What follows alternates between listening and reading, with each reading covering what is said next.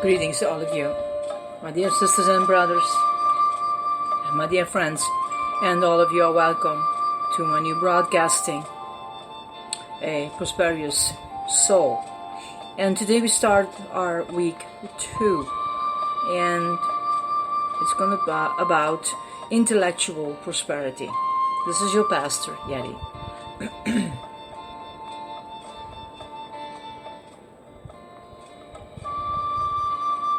A man's mind may be likened to a garden, which may be intelligently cultivated or allowed to run wild.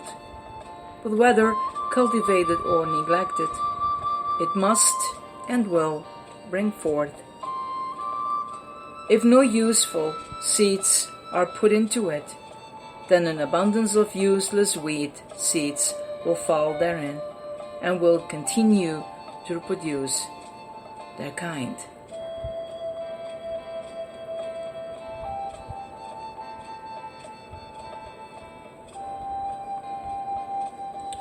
So, today we're going to talk about reading. Not all readers are leaders, but all leaders are readers. Reading can do a lot of things for you. Just like stacking books one on top of another can literally help to extend your reach beyond your physical height. Reading can help you grow to greater intellectual, social, financial, and spiritual heights. Explore limitless destinations and places of interest. And extract wisdom from the minds of history's great thinkers, innovators, inventors, and leaders. Reading can help you solve problems, unveil mysteries, and develop new insights. It can give you an understanding of things that are not easily understood by non-readers. Reading opens new, old, and even unopened doors of wisdom. Reading completely engages the mind.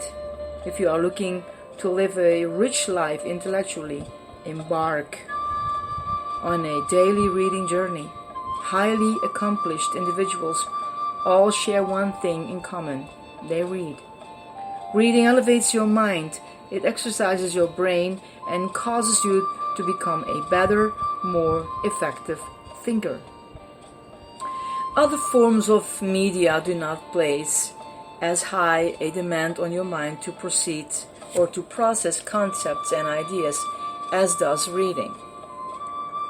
Think about it. Movies, TV, and anything highly visual in nature delivers all of the images to you. And when you read, your mind is forced to imagine the images. Your mind is the creative force in the process of reading. Books have the ability to take you into great minds and pivotal times.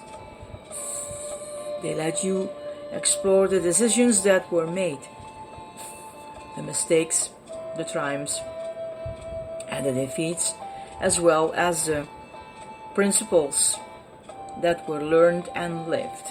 Reading lets you explore beyond the boundaries of what is accepted as possible and say, why not? Books invite you to learn from the mistakes of others without having to make those same mistakes yourself.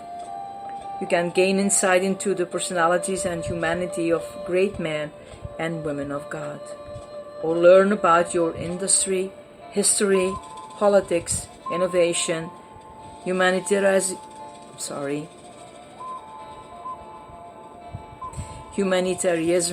or whatever other field piques your interest. A reader, if I may say so, lives 1,000 lives before he dies. The man who never reads lives only one.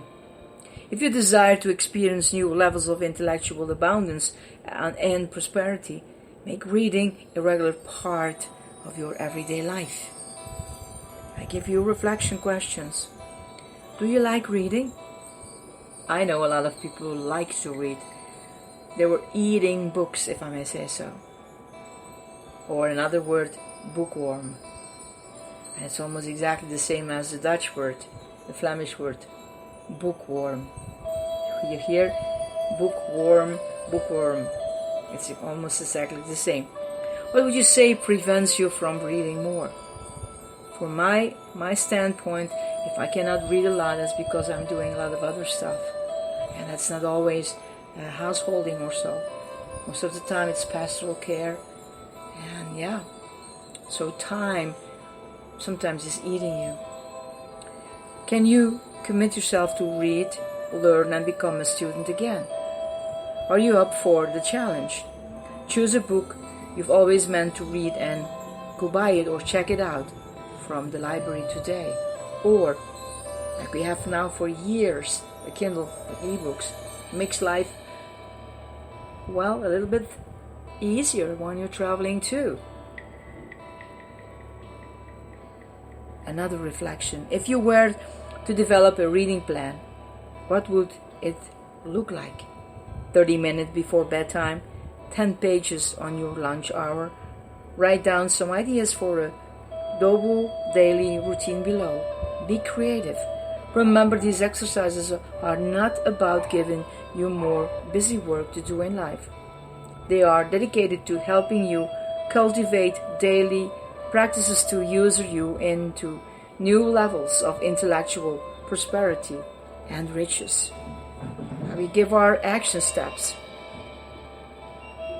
A book, too, can be a star, a living fire to lighten the darkness, leading out into the expanding universe. Now that you have had a moment to think about how an ideal reading plan would look, start to put it into practice. We will never reap the benefits of reading unless we read, even if only a little at a time. I end with this. Go for it. Blessings to all of you, my dear ones. This is your Pastor Jenny. Bye.